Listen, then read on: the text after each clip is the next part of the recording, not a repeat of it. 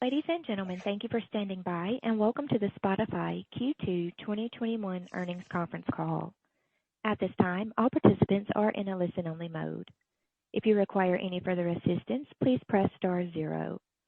I would now like to hand the conference over to your speaker today, Brian Goldberg, Head of Investor Relations.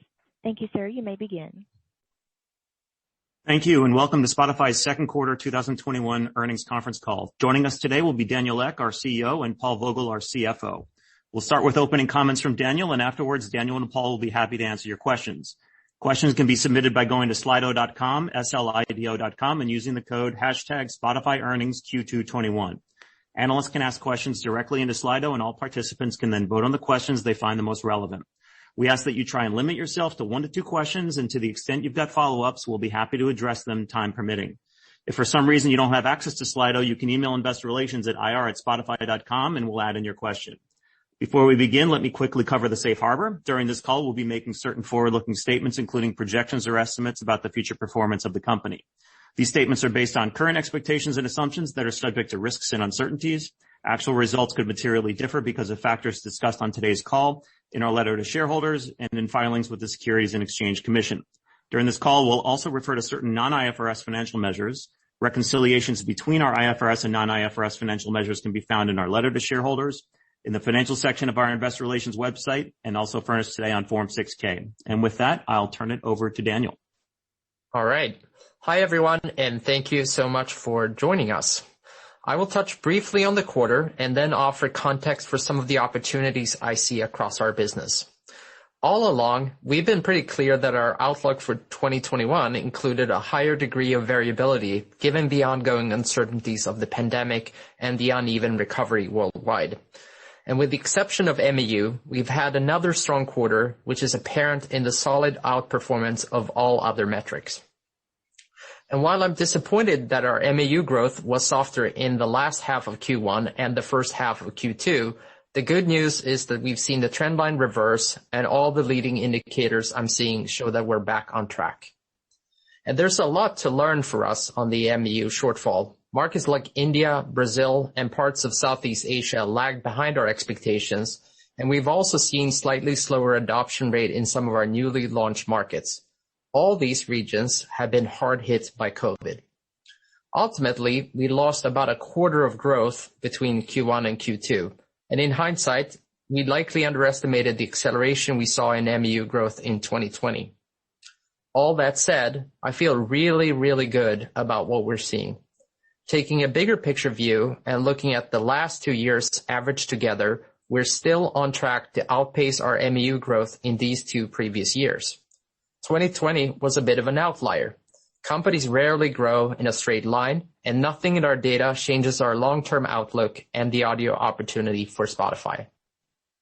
In fact, if there's one thing that has surprised me the most during COVID, it's been how effectively we've been able to dream up and accelerate the roll-up of new innovations in the midst of tremendous disruption, while also executing against our existing roadmap. And long-term, I believe speed of iteration will be a key competitive differentiator. So there's a lot of positives that we also bring with us from this. We've highlighted several of these innovations in our letter, but we've actually introduced more than 20 significant new features over the last few months. It's been on everything from collaborative listening worldwide to launching our new live audio experience, Spotify Green Room. We also began rolling out paid podcast subscriptions and Spotify Open Access, both of which offer solutions for creators and publishers to earn revenue from their Spotify listeners. These product innovations unlock an entirely new class of content on Spotify. And I'm hearing from consumers and creators alike about their first-hand experiences with the changes they are seeing on the Spotify platform. And frankly, from where I sit, it's incredibly exciting to know that there are plenty of improvements we can deliver that will substantially enhance our offering, and as a consequence, open new doors for Spotify as well. And all of this has been accomplished while our entire team has been remote, allowing more teams across the world to collaborate on each new release. And we've used our learnings to supercharge our velocity of shipping, and that impact is starting to show. Put in other words, the platform we're building is all about moving from 8 million to 50 million creators and from 400 million to more than 1 billion users on our platform. For each improvement, we will turn more listeners into superfans, give voice to more types of creators, and offer users multiple ways to interact and engage with the talent they love. When we connect creators at every stage with fans around the world, our flywheel moves faster and faster, unlocking even more potential growth. We are still early in moving linear radio to on-demand audio, which just goes to show the growth opportunity still out there is significant. Then, of course, there's the growing strength and importance of our ad business. Admittedly, this is an area where I previously didn't spend much time, but it's becoming impossible to ignore. It's now safe to say it's becoming a second big revenue driver for Spotify. And I'm especially inspired by the early success of the Spotify Audience Network. While we are growing the overall ads business from a small base, the potential is significant and the trend line is clear. We saw strong growth of 110% year over year. Adjusting for FX, the growth is even more impressive, coming in at 126%. And looking at podcasts, podcast revenue was up over 627% year over year, or nearly 200% on an organic basis. And the continued outperformance is currently limited only by the availability of our inventory, which is something we're actively solving for. So it's clear to me that the days of our ad business accounting for less than 10% of our total revenue are behind us. And going forward, I expect ads to grow to be a substantial part of our revenue mix. So as you can see, there's a lot going on and there's a powerful pipeline of platform improvements that will benefit consumers, creators, and brand partners in Q3 and Q4. And now I'll turn it back to Brian and the questions. Thanks, Daniel. Again, if you've got any questions, please go to slido.com, #Spotify earnings Q221. Once your question is entered, you can edit or withdraw your question by selecting the option in the bottom right. We'll be reading the questions in the order they appear in the queue with respect to how people vote up their preference for questions.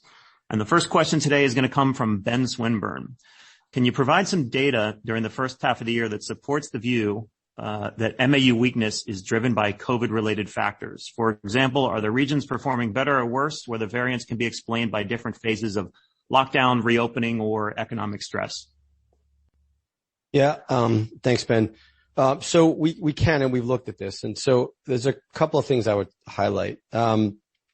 So first is we know in general that engagement leads to better MAU and better retention. And so where we have markets where engagement is high, we're seeing positive trends, and where engagement is not as high, the trends aren't as great.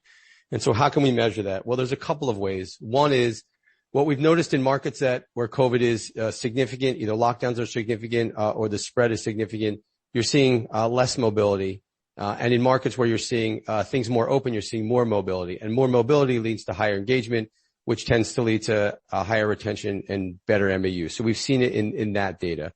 We've also seen it, as we've talked about in the past, when we first went into COVID, we sort of mentioned that every day kind of looked like the weekend, meaning every day had sort of similar types of patterns that were like a Saturday or Sunday. You didn't have the normal cyclicality in the day through a commute. And what we've seen is, again, in markets that are more open, in markets that are where it's less of an issue, you're seeing a little bit more of a return to that cyclicality. Weekdays are starting to get back to the way they normally are with that cyclicality and that usage and engagement. And in markets where COVID is still bad and we're still in lockdown phase, those midweek days are still looking like weekend days. And so we can see it in that data as well. So that's kind of a nutshell sort of thinking about it from the engagement and metrics perspective. The other thing we know is in markets where COVID was very prevalent, we cut back on marketing and advertising pretty significantly. So regions in particular, India is one where we're still relatively new there. We know how our marketing plans work. We know that when we do marketing plans, they tend to have a direct impact on user growth in India. We didn't really spend any money in Q2 in India, given what was going on with COVID in that area.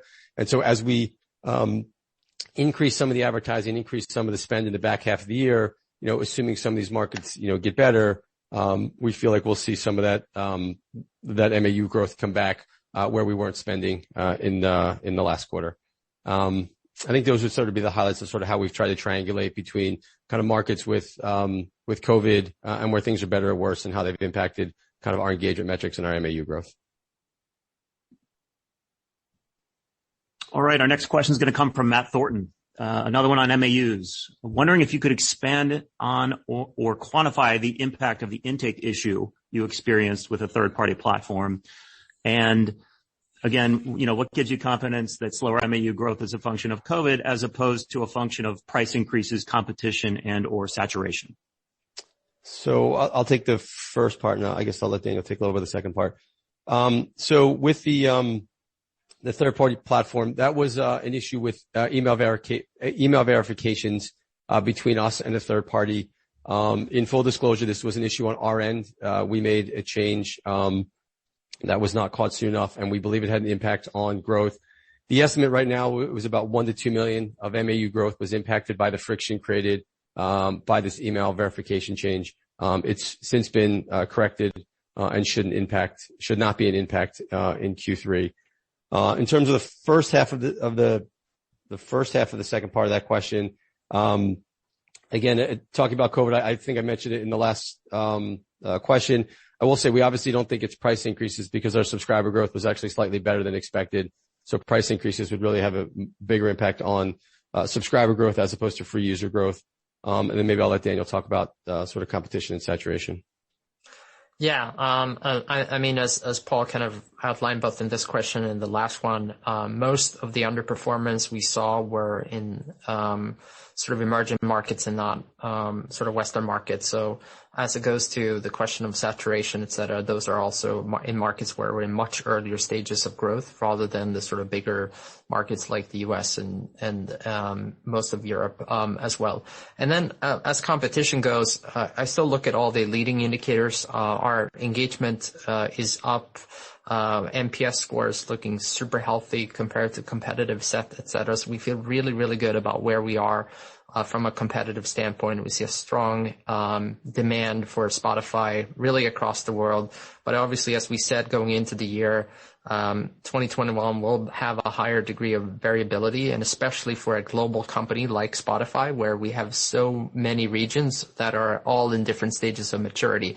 And I really think that's what you're seeing here. And just to contextualize it even further, it's really been playing out over a quarter. So I look at it more as a bump on the road than anything else. And because we've had such a strong 2020 year. So if I'm disappointed about anything, it's probably just we should have seen it coming more in the forecasting, but it's obviously very difficult to forecast these things. But I feel really, really good about our long-term growth prospect, and that hasn't changed.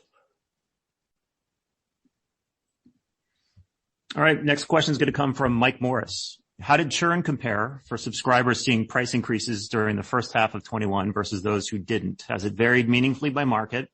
And what's your view of future price increase potential for standard subscribers or additional increases for other plans? Yeah. So, churn was down year over year and quarter over quarter, which is great. We don't get into specifics about regions or geographies or products. I will say, that in the markets where we increased prices, things performed in line with expectations, if not slightly better. There was, in terms of thinking about things from a gross intake perspective or from a churn perspective, again, everything was sort of in line to slightly better. So nothing there to call out at all in terms of an impact from price increases. We are continuing to roll this out. We've tested a number of markets. I'm not really going to comment on whether or not we'll roll out into more markets or more standard plan or family plan. But you can imagine we're going to continue to test and experiment with all different offerings.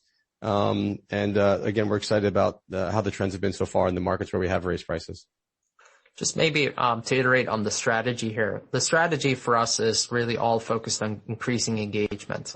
If we increase the engagement, the value per hour increases of our customers. And as we're seeing that, we will be proactive in raising prices when we believe that ability exists.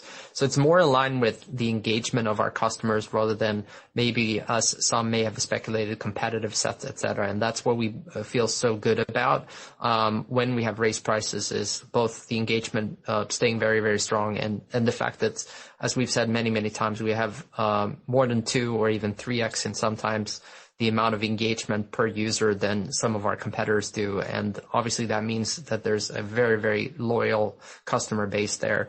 And I think that's what you've seen play out in the business and why subscriber growth has been so strong as well. All right. Next question is from Justin Patterson, directed to Daniel. At Stream On, Daniel, you talked about a billion user opportunity for Spotify. Given the degree of growth that implies, what are the key investments you need to make to deliver on that target? Yeah, I touched upon this in the opening remarks, but for us, it's we've grown in the past few years from about a million creators to now more than 8 million creators. But the opportunity in front of us is really to get to more than 50 million creators. And as part of that, it's really all about getting those audiences of those 50 million potential creators to start listening to that content, becoming super fans. And creating more and more tools for the creators and fans to start engaging with each other, turning that engagement into monetization opportunities and so on. So that's really the kind of main strategy. And a lot of that comes down to the combination of platform improvements, discoverability, of just being able to showcase and seeing new content. And then, obviously, the content team and onboarding new creators and finding, compelling ways to get creators to feel like Spotify is the number one platform. Because when that happens, it is a flywheel that, turns into, more creators turns into more users, and more users turns into more creators, and so on and so forth.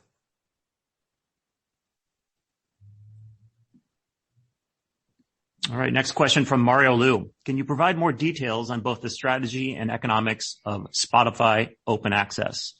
Are partners expected to pay Spotify a revenue share of subscriptions, or is the main goal simply to increase engagement on the Spotify app overall? So really the idea between Spotify Open Access is to provide an open platform for creators. So we want to enable as much audio as possible, and we view it as we want to be the audio platform of the world. And we have multiple ways for creators to engage with our platform. One of them is obviously the open access, where we don't partake and take any revenue, and the creator themselves can choose how they best want to monetize their audience, or in the case they already had a paid audience, like Ben Thompson, they can enable that audience to listen friction-free on the Spotify app without sort of any hiccups.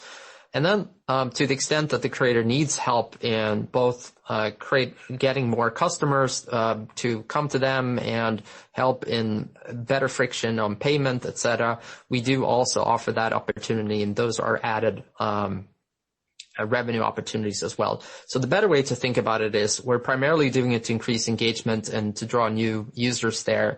But I am 100% confident that that also leads to more business opportunities for Spotify long term, as we'll have more and more platform tools, whether that be advertising, whether it be payment options that we can offer, or even, in the future, live rooms, et cetera, that we can offer via the platform. I think all of those are exciting new revenue possibilities. And actually, it looks like Mario has a follow-up on this one. With the Green Room soft launch in mid-June, can you explain why you decided to create a separate app for the live audio experience versus embedding it within the core Spotify app? Yeah, the origins of this is an acquisition we did earlier in this year, and I'm actually very proud of the team. We pretty much made the acquisition a quarter later. We're able to incorporate it into Spotify, you do a consistent refresh of the product, stabilize it for a Spotify-sized audience, etc. That's very much the reason why this is a sort of separate app, and I think you should expect there will be more and more tie-ins to the main Spotify app too, and obviously we'll leverage our existing distribution on Spotify too. But this felt like a great way to learn, experiment, and iterate much faster than if we had to wait for a full-on integration into the main app, given the difference in the creator and consumer experience. Okay. We've got another question from Ben Swinburne. You called out a revenue mix shift towards podcasts, among other things, benefiting gross margins. Previously, you had discussed podcast investments this year as a greater drag versus last year. Has something changed? Is the business now at a scale that it should drive gross margins going forward? Yeah. So, a big chunk of that is a couple of things. One is revenue exceeded expectations, on the podcasting side. Led both organically as well as the acquisition of Megaphone and some of the inventory for JRE and others, which was super impactful. As Daniel mentioned in his opening, podcasting revenue growth was up 627%. It was actually up close to 700% on an FX neutral basis. On an organic basis, it was up almost 200% FX neutral. So the revenue growth there was better than we expected, which led to better margins on that side. On the investment side, I would say it was in line, maybe a little bit lighter than we thought in terms of the quarter. That has more to do with just quarterly, I'd say, variances with respect to content spend than it does any shift in terms of the overall investment we'll make for 2021. There's some of the shift got pushed out to the back half of the year. But in general, it was really led by just the leverage you get on having a more upside on the podcasting revenue side.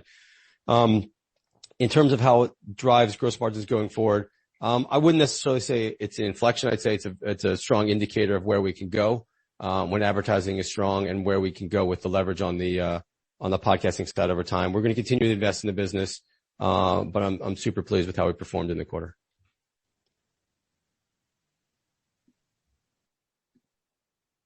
Okay. Next question on Rich Greenfield, also related to podcasting.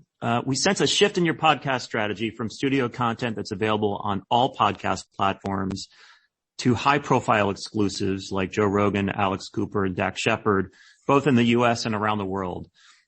What's changed with your strategy? Hey, Rich, and I believe happy birthday, by the way. I don't think really anything has kind of changed. I think we have been experimenting with windowing. We have been experimenting with exclusives, and we've said for quite a long time that obviously we want more and more of the listening to happen only on Spotify. So it's been kind of more of a natural evolution to drive it towards that end. I do think, from a strategy perspective, we are very much aiming to be a very open platform all along. And the most important job for us is to be, a great partner to all the creators that we have, in the ecosystem. So I don't think it rolls out and say that we would only do exclusives hard on. I think you're going to see us, do many different types of deals, but where, possible, we would obviously opt to take it fully exclusive. But we're going to be very opportunistic about that going forward.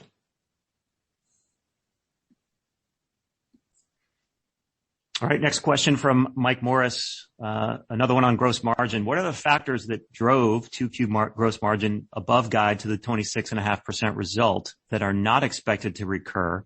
Or said another way, what are the incremental headwinds anticipated in the second half of the year, given that the high end of third quarter and fourth quarter guidance is below the 26.5%. Yeah, so let me just unpack gross margins in the quarter in general, because so we reported a gross margin of 28.4, and we've talked about sort of more of an adjusted organic number of 26.5. So the delta between those two was the reversal of some publishing accruals. They were one time in the quarter, but I will say if you think about what we had done, we take a very conservative view of how we play publishing globally. Where sometimes it's a little bit of a challenge to make sure you're paying people. So we tend to accrue at rates that are even higher or more conservative than we need. And as we're able to get comfortable that we're paying the right amounts, we reverse those accruals. And there's been some work done in Europe in particular to get this accomplished in a way that was satisfactory for everybody. We can get into the details offline with the IR team if you'd like. But so in every quarter for like the last 2 years, we've actually had about 20, 30 basis points of a hit to gross margin that we haven't necessarily called out because we were accruing more than we actually potentially might have to pay out to be conservative. We now feel comfortable about the proper payout, so we're able to reverse that accrual, and that was the big 190 basis point gain there. The rest of so that's about 2/3 of the upside relative to expectations. The rest of it was a couple of factors. One I mentioned, which was the better revenue on top of podcasting. Which helped. We did benefit on some of the other costs of revenue, a little bit more than we thought. So payment fees, streaming delivery, customer service, those types of things, where we got a little bit better leverage than we thought. So the team's done a really good job on those angles. And so it's really been a combination of the better revenue growth on the one hand, which helped on the margin side, and then also on the other cost of revenue side. In terms of going forward, so now that accrual has been reversed, that actually gives us a benefit moving forward. It's about $20 million or so a year. So that'll help in terms of a positive. And then the negatives are, as I said, there's always some seasonality on the content side. So there'll be potentially more spend on the content in the back half of the year than the front end of the year. And we're not expecting quite the same leverage on some of those other costs of revenue that we saw in Q2.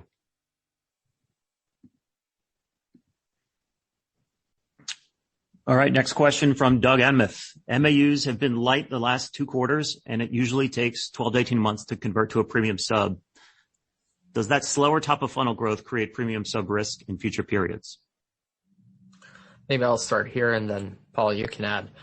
So I think it's really important to contextualize that most of our lightness has really been due to an outperformance in 2020 more than anything else. And even despite all of that, as I said in some of my opening remarks, and part of the reason why I feel really good about things, including, of course, all the leading indicators pointing positively, is that when you look at the last 2 years, we're still on track of outpacing the average growth of those past 2 years. We're still on track of outpacing that in this year. So overall, top line MAU growth is healthy. We're just comparing it to an exceptional 2020. And that's clearly on us. We should have realized some of this variability going into the year, et cetera. But I feel really good about that. And then the second part of that is leading indicators are looking super healthy, engagement super strong, podcast engagement super strong. So just overall, plenty of runway left. And we're still early in going from linear radio to on-demand audio. So I feel really good about the sort of future path to 1 billion plus users when it comes to Spotify. Yeah, and I would just add on top to highlight what Daniel said. If you look at the 2020 and 21 combined and think about the sort of average growth in MAU, it exceeds any other year we've ever done. And so we still feel really good that the overall sort of long-term slope of the growth in users is on track and healthy. And then on top of that, some of the variability has been in markets where we would expect they would have higher free users for a longer period of time. Anyway, there are countries again like India where our expectation is you're playing a long game there, and while we expect subscriber growth there and we're optimistic, it's going to take a long period of time. So 1 quarter here or there of growth is really not going to impact the overall trajectory of where we're expecting. So at this point, we don't think that it should impact any of our subscriber expectations for at a minimum this year, and then we'll talk about next year when we give guidance later on in the year. Okay, we've got another question from Rich Greenfield, this one on Marketplace. Can you help us understand discovery mode? Walk us through an example of how it's being used and how that leads to 40% more listeners for artists utilizing it. Yeah. So the first way to contextualize discovery mode is it's really a marketing tool for artists and labels. So the great thing here is that it's really a result-based marketing tool where you're really only paying Spotify if you find success. Hence why we're highlighting the success from discovery mode here. So it's really a marketing tool where you opt in, you choose the program, you do see the downstream implications of how many more listeners were I able to generate because of this, how many more downstream follows and subscriptions am I able to generate. And labels that are in this beta are now very, very active on it, and we're seeing a very healthy sort of retaining rates of new bookings through the tool as well. And we're just looking at making that easier and smoother in this beta period. And hopefully that will lead to even better results, which of course means even better adoption.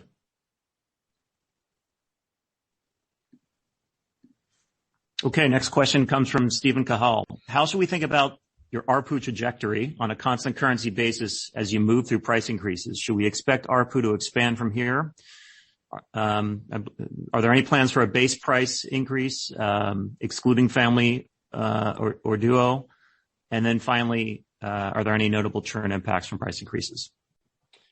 Yeah, so I think I answered the first two already. So, gross intake, churn, right on plan, if not slightly better in markets where we've changed prices. In terms of thinking about ARPU, so we were up in Q2 on an FX neutral basis, very, very modestly, but we were up. It's the first quarter, I think, in 3-4 years, as far back as I looked, where we had positive ARPU. So that's a great trend. We do expect ARPU on an FX neutral basis to be positive in the back half of the year. That is a combination of the follow through or the flow through of the price increases, somewhat offset by some of the pressure we get from product mix and geographic mix. But in general, we do see ARPU being up modestly for the back half of the year. Again, on an FX neutral basis. Okay, next question from Matt Thornton. Can you talk about what inning you're in with your marketplace strategy overall, the momentum and artist label publisher feedback around sponsored recommendations in discovery mode, and how much of an opportunity or focus is live? Yeah. So, as a European, I'll try to do, my best imitation of what inning, is what. But, if I'd make, an educated guess, I would say we're probably in the second or third inning. I have no idea, but that should indicate early in the journey, but like not starting. So it's still very much early days. We're past the point of launching this. We're getting results. We're seeing very, very strong, sort of leading indicators around both results that, partners that are participating in these programs are giving us and the feedback around how we should develop this even further. A lot of this just comes down to a lot of details around how labels and artists work together and understanding that and building out products that are bespoke to that.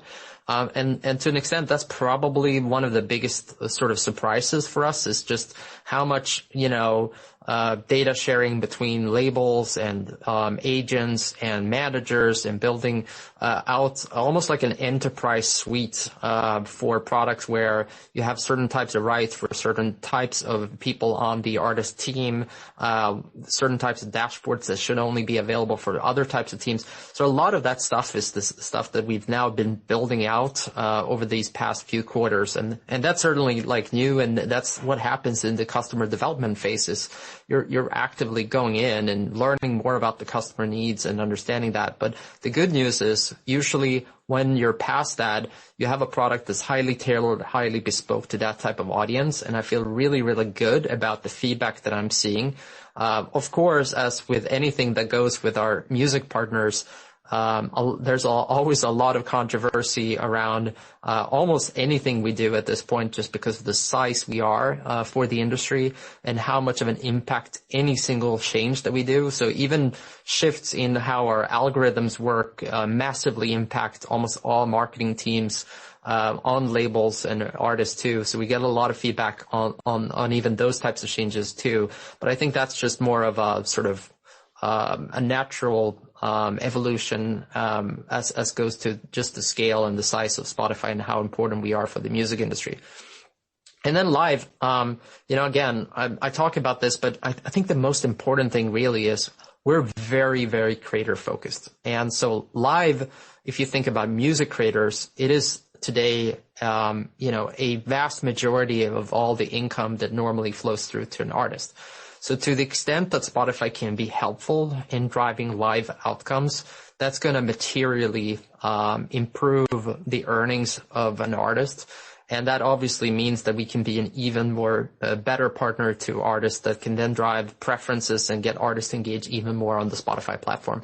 So it's a long-term, very important focus of ours, to the extent that, it'll have an impact on the business side. That's not how we work. What we're doing really is we're focusing on the needs for the constituent and building amazing experiences. And thereafter, we tend to focus on how do we monetize that too. So I just wanted to be clear upfront about that you should expect us to try to build amazing products that will drive meaningful outcomes for our partners. And it's only at that point that it starts flowing through to business outcomes for Spotify too. And I would just add, two things. One, just dovetailing what Daniel said, everything about, that is 100%. But it did actually impact gross margins, and I should have said that in my other comments. So there was a slight benefit, a decent benefit to the gross margin outperformance. So I mentioned the better revenue, and I mentioned the other costs of revenue. Marketplace was also another driver of improved gross margins in the quarter, and I should have mentioned that earlier. And then the second point is, for those of you non-Americans on the call, that's about the 15th minute of a football game in terms of translating innings into football games. Great. Now I understand it even better. I like that you said football too, by the way. I didn't call it soccer, so appreciate it. Okay, next question comes from Doug Enmuth, related to podcasting. How would you characterize the early returns on the Spotify Audience Network, the open access platform, and streaming ad insertion? And what are the next steps to boost their utilization and monetization? Yeah, so I think the early returns has been great creator excitement, which usually translates to adoption. Some of these are more mature than others. So OAP, very early days, still building it out, rolling it out, but great excitement among partners.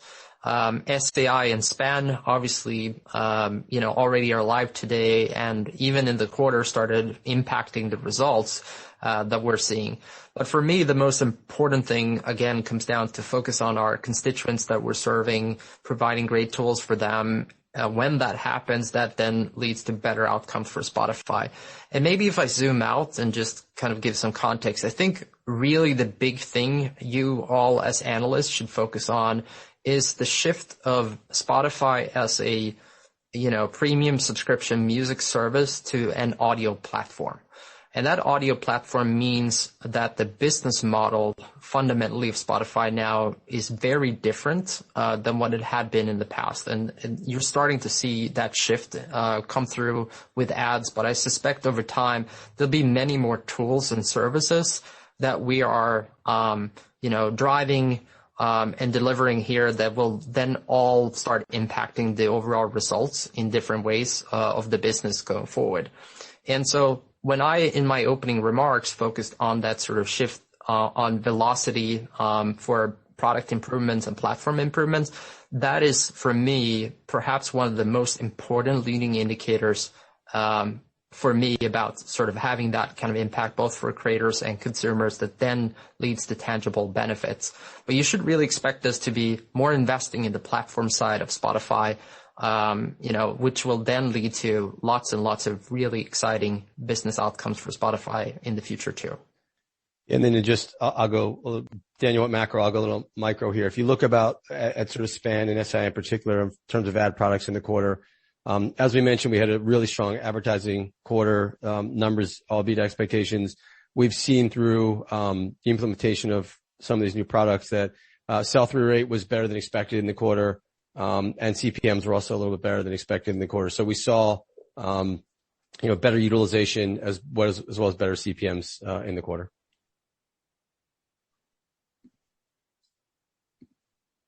All right, we've got the next question from Hamilton Faber. Could you comment on recent press reports that Spotify is interested in becoming involved in live events? How easy would it be to scale in this space?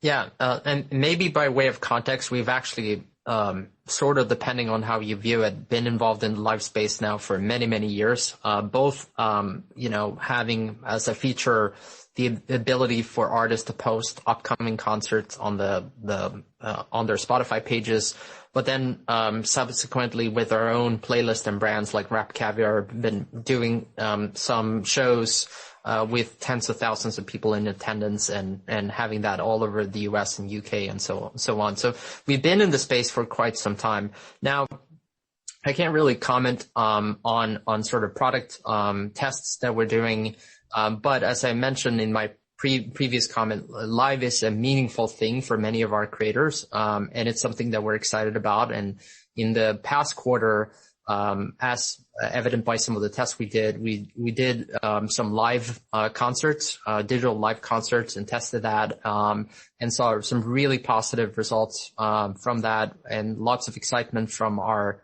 artist partners about Spotify helping out during COVID and providing more meaningful ways for them to monetize their fan base. And I think that's in line with our strategy. To the extent that live will have an even bigger impact, I think we're still an open platform. We want to work with as many partners as we can, and provide as many opportunities for creators to create more ways to turn listener into fans and turn fans into super fans and increase the monetization for those creators. All right, next question comes from Deepak, and it's directed to Paul. Can you provide additional color on some of your assumptions in the second half outlook or guidance? You've renewed several promotional programs, but also have new ones such as TikTok. How are you thinking about contribution from these new programs, particularly as you potentially expand them into more markets? Yeah, I mean, it's hard to talk about any one plan because we don't really do that. I would say in general, we're excited about a number of new partnerships we have. They are all baked into our forecast moving forward. Obviously, the newer ones are sometimes tougher to forecast because they are new and we don't have a track record or history in terms of success. I would say in addition to the partnerships, which we're excited about, there'll be higher marketing expense in the second half of the year as well because we'd pulled back on some of that. So I think that's all factored into the guidance, as well as kind of the trend lines we saw coming out of Q2 relative to the first half of Q2. So that's all what's in the numbers, with the obvious caveat that there's still a lot going on. There's still a lot of variability in a number of markets with respect to COVID. So we are forecasting and monitoring as best we can. All right, next question's from Mark Mahaney, also somewhat guidance related. What updates can you provide on the Two-Sided Marketplace and your view on when these initiatives will become financially material to the company? Yeah, so I think I said earlier, we are starting to see benefit of the Two-Sided Marketplace. It did have a positive impact on gross margin in the quarter. To Daniel's point, we're going to continue to launch out tools and services and products that help creators and artists and labels in order for them to sort of maximize their careers and their monetization. And so we feel good about it. I think a while ago we gave some numbers on Marketplace and where it's going. I would say we've sort of met or exceeded all of the expectations we had in terms of the Marketplace impact on gross margins. Great. Next question is from Jessica Reeve-Erlich. Is the advertising strength you're seeing right now solely from the U.S.? In addition to a healthy ad market, how has Spotify Audience Network contributed to the growth? And should we anticipate faster growth as you roll out to additional geographies? So the U.S. is our largest market when it comes to advertising. That's probably not surprising. And it did outperform, but all of our markets actually outperformed. So we had great growth in markets outside the U.S. And so, as the U.S. goes, the advertising market for us will go because it is the largest part. But every segment we had, every geography outperformed their expectations, which is great. Spotify Audience Network definitely helped. It contributed to growth. I think, as I mentioned a little earlier, sell-through rates were better than expected. CPMs were a little higher than expected as well. So we're seeing the benefit of what we created and bringing the megaphone inventory into the Spotify family, which has been great. More geographies will help. As I said, the U.S. is still predominant in terms of advertising, and then Europe is a pretty big second, and everything else is pretty small after that. So I would say for the near term, it's really a U.S.-Europe story. Over time, more of those geographies will contribute. Maybe just as an addition here, we've talked a little bit about this before, but I'll say it again. We're mostly supply constrained and not demand constrained, meaning it's really more about us opening up more inventory than there being a lack of interest from advertisers in advertising with us. So the really big effort for us at the moment is just how do we unlock even more supply for all the demand that we have. All right, we've got time for one or two more questions. The next one is going to come from Doug Emmeth regarding podcasting. O&E content is a small percentage of overall podcasts on the platform, but it accounts for approximately 20% of total consumption. How do you think about the optimal mix of O&E content going forward? I don't think we have a particular number that we're striving towards. What we can see is that the O&E part of this tends to drive a bigger bump in engagement, and in particular translates into more new users. So whenever we've done an exclusive, we've tended to be able to convert more of the existing Spotify audience to also start listening to podcasts on Spotify. And likewise, we've been able to get more people from outside of Spotify to try Spotify for the first time. So it's definitely been positive. But as the mix goes, we're primarily focused on making Spotify the audio platform on the internet. And we think that is the most important thing. And that's opening up more content. And as I mentioned, going from 8 million creators to 50 million creators is the primary focus. But obviously the O&E part is a very helpful addition, and it's helpful not just with our ability to get more people to listen to podcasts, but also is a very attractive proposition for advertisers, as I think was evident in the quarter. All right. Thanks for the question, Doug. And actually, we are out of time for Q&A, so I'll turn it back over to Daniel for closing remarks. All right. Well, thank you so much for listening to this Q&A portion. And of course, MAU growth slowed during the significant COVID-related pull forward we saw in 2020 and the impact of the uneven recovery in the first half of 2021. But we do anticipate a strong second half, and our trend lines are looking very healthy. And of course, in the short term, some COVID uncertainty lingers, and in the long term, the shift from linear to on-demand audio will only continue to accelerate. And as more than 1 billion user opportunities left, I think it really reinforces our position as the audio browser of the world. And no one else is as laser focused as we are on audio. It's all we've done for over 15 years, and that dedication is an advantage we leverage every day for creators, for fans, and brand partners. We're pushing ourselves to deliver at an unprecedented pace, and we're building out the infrastructure to go even further, faster. And long term, I believe these product innovations will bolster MAU and subscriber growth, helping to attract more and more users around the world and connecting them to creators they already love, as well as the ones they are waiting to discover. I'll be talking more about the quarter on our podcast, Spotify for the Record, which will go live on our platform tomorrow. Thanks again, everyone, for joining us. Okay, and that concludes today's call. A replay of the call will be available on our website and also on the Spotify app under Spotify. Ladies and gentlemen, this concludes today's conference call. Thank you for participating. You may now disconnect. Okay, we're out.